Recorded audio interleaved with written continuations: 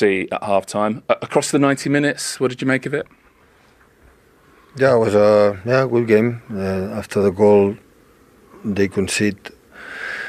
We have struggled 10, 15, 20 minutes after we come back again. So, yeah, in general, it was a really good performance. Unfortunately, we couldn't win. You've obviously, or I guess you'd be particularly satisfied first half. Can you just talk about the game plan maybe that gave you control? It looked like a big part of it was to get Semenyo and Cherki isolating their wide centre-backs and cause them problems? No, the game plan is try to play with the ball and try to score goals and not concede. That is the game plan, and after the players make the difference. Okay. What changed second half? But before in the back, they put more direct balls. We won. They found the goal. And after that, the momentum that always happen in the Premier League happened. But yeah, some transitions. The control we didn't have it. But it was not a big issue, just the momentum to score goals. There was a sense a couple of weeks ago with the Manchester United game, I think you said afterwards, I remember Bernardo saying afterwards, that it became their type of game, a transition game. Was that the case against second half today? It became their type of game and you weren't able to switch the momentum back? A little bit. Yeah, more actions than the first half, you're right. They push more, but they push as always, but Bernardo and Rodri and the other ones, Nico and everyone in behind was really good. And the second half was a little bit more, especially after the first goal. Is that why you made some of the changes you did? Reinders, one of those that came on, Nico Gonzalez. Is that about trying to kind of stabilise the team? No, to try to get energy, to try to score a goal. That's why we make the substitutions. Yeah, and Rodri, I'm guessing you were worried that he was pretty close to a red card? Oh, yeah? Good. No, that was not the reason. Okay, what was the reason? It is to put another player with another energy to fill Foden in the final third to try to his style and score goals. Okay. What did you make of their first goal? VAR had a look, obviously. Once again. Once again, what? Have you seen it? I've seen it. And?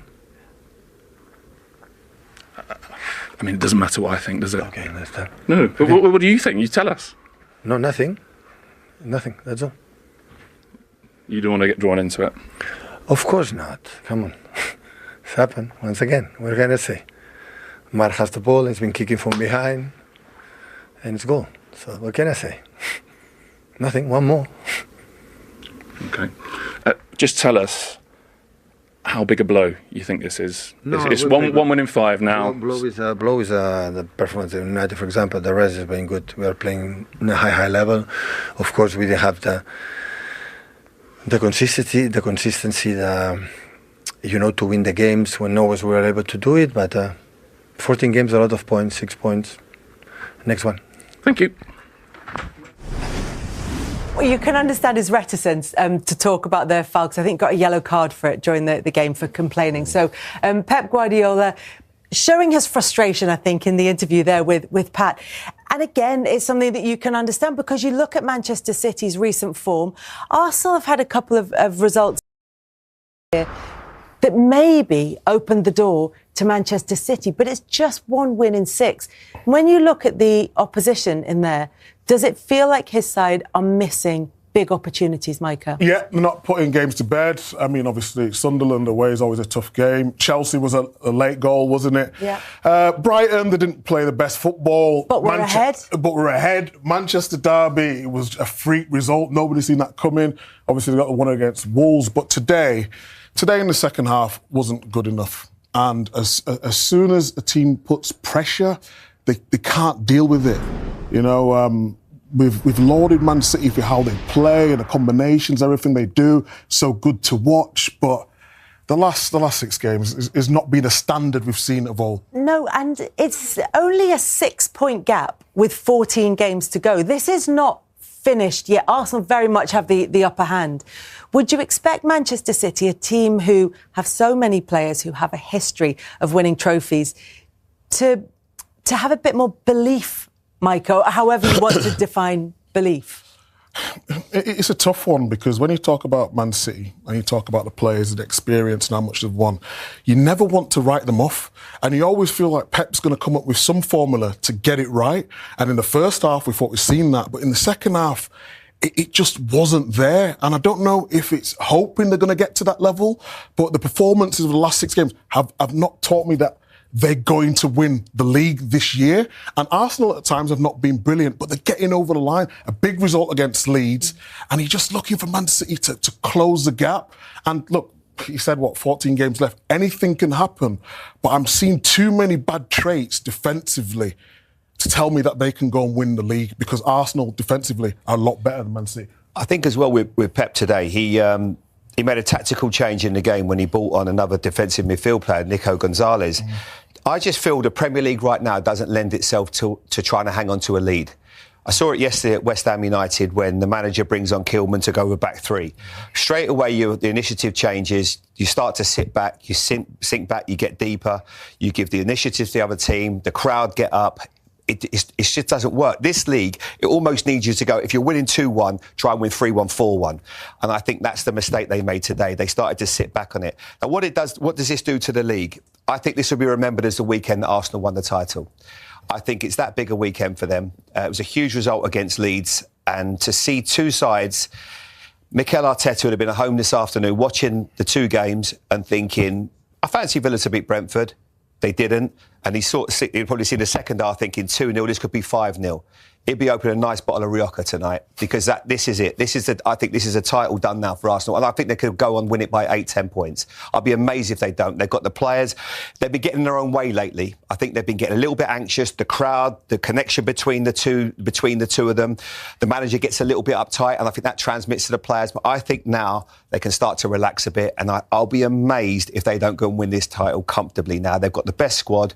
They've got the best players, and they've got, I think, and nobody really is strong enough to compete. Villa are doing incredible things. Absolutely amazing what they're achieving, but they're running out of steam with injuries, etc. And you can see that Manchester City's form just isn't strong enough. They're not capable of going on an 18, 19 game run like they did a few years ago when they had Kevin De Bruyne at his best. It's just not in this team right now.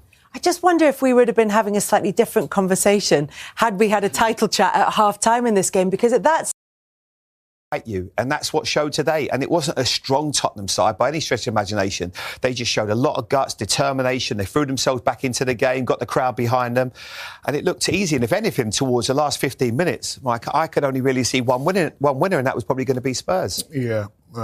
Is there an issue with goal scoring for Manchester City, particularly with the form of Haaland? I think on a day like today, he didn't have an excuse, because Spurs tried to commit men forward, play really high. He had the opportunity.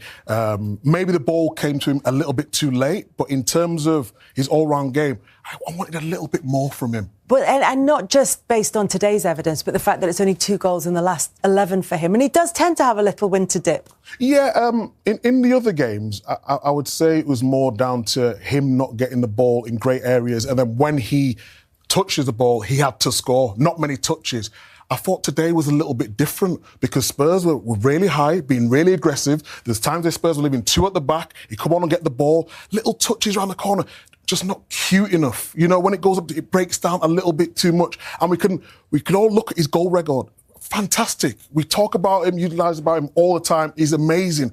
But just these little differences. When you 2-0 up, can he keep the ball? Can he bring people into play? Can he score that goal to finish off the game? And the second half just wasn't there. So, drop points for Manchester City, defeat. Those. I didn't want to be drawn into the first goal, but if you were a guessing man, you'd probably say he agrees with Jolie and with Michael. But let me tell you this, they've let a 2-goal lead slip at half-time in the Premier League for the first time in almost 8 years. Last time that happened was the Manchester derby at home to United, when Chris Smalling, of all people, got the winner. That's how unusual territory we are in here, seeing City 2 up at half-time and not win the game. Yeah, that is actually surprising to me that it's taken that long, because I still feel they're frail and fragile with a 2-goal lead. I don't think that's as comfortable as it has been in the past.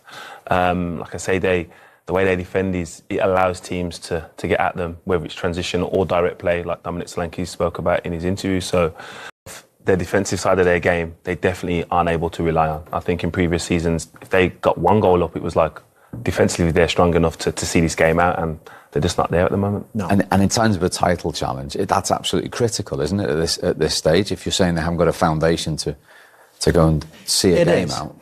It is. 1 win in 6. I've said to you for all season, listen, they're the nearest challengers to Arsenal. I can't see Manchester City winning the league this year. I've never been able to see it right from the start of the season. And even though they're second now, I still can't see it. I don't think they're good enough. I think they're in a transitional period, lots of new players. I think they're shaky at the back. I think the best player, Rodri, is taken a fair bit of time, quite naturally, to come back to form. I just don't think they're good enough to win the Premier League at the moment.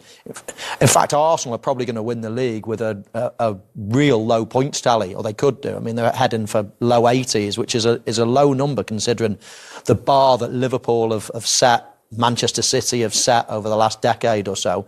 This is going to be a low points season, and none of these teams at the moment have got the quality, the consistency to muster a challenge. They're basically handing it to Arsenal. And Arsenal are a good team, don't get me wrong. They're an efficient team, but they're not a team like we've seen in the last few years that are going to go and blitz the league and win it by 10 points because of their great football. They're going to probably, win it through solidity and, grinding out a few games as well, and, a lot of set pieces, etc., etc. Very good team, yes, but they're not being pushed by the real teams, the Cities and the Liverpools this season. And as I say, I can't see Manchester City challenging Arsenal, really. They're just not good enough. And, for them to do it, they're going to have to go on a real good run. And I just can't see. I mean, I asked Jolien, and Jolien said right at the start of the show, I can't really see City going on a 10-game winning spree. They've always been able to do that. They've always been able to do that. But this team, I just don't think are good enough at the moment. It might develop to be that in the next year or two, but not at the moment. Yeah, I echo that. At first I thought, do I see Arsenal dropping enough points for City to catch? Not necessarily, but I don't see them winning enough games in a row to challenge. Like Michael said then, I don't see them keeping 6 clean sheets out of 10 games and score. They will score goals. 100% they will score goals, with Semenyo now adding goals and supporting Haaland. But in terms of clean sheets, like, you can't be up 2-0 and we're talking about City dropping points when they're up 2-0. That would never be the case, regardless of what transitional period they're in. So, yeah, for them to go on now and have to probably win 10 in a row to really apply a pressure on Arsenal, it's a tough ask. They've got to try and make that fixture in April matter, haven't they? The Etihad when Arsenal come. Exactly. But in the meantime, I mean, they go to Anfield next. In the league, it's, I can probably see them going further away than actually narrowing the gap at them as things stand. So that's going to be difficult for them. But hey, long way to go still. 6 points is certainly possible to overhaul for any team. But, I just don't think that City have got that capability. And I see Arsenal as very, very effective. I don't think they're going to throw anything away. I think they're going to, soldier on and keep that distance between them.